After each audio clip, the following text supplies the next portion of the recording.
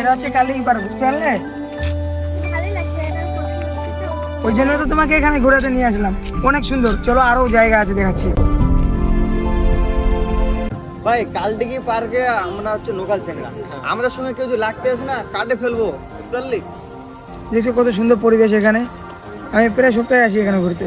এই যে দেখ দেখ কে যাচ্ছে এগুলা পাগলা চোদাগুলা। এই ছামাক চললো, কোথায় যাচ্ছিস?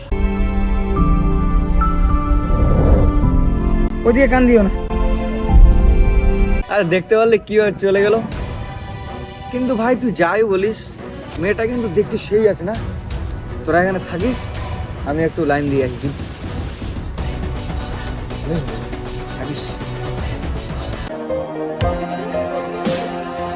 এই কালদিঘি পার্কে একটা অনেক বড় হিস্ট্রি আছে, সেটা তোমাকে আমি পরে বলবো।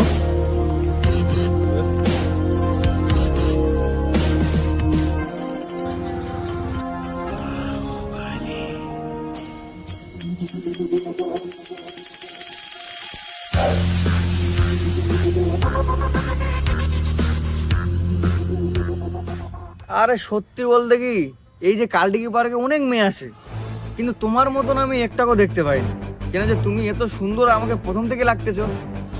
আর এটা কার সঙ্গে বেড়াচ্ছ? এর তো নিজের ক্যারেক্টার ঠিক নাই, দেখতে পাচ্ছ না কি ও ছাপড়ি টাইপের লাগতেছে। আরে যেও না, বাদ আসলে বাদ দাও।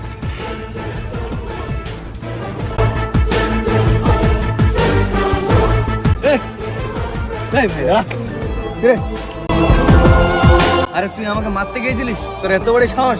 তুই চিনিস আমি কে? আমি কালদিঘি পার্কের লোকাল ছেলে রে, তুই আমাকে চিনিস?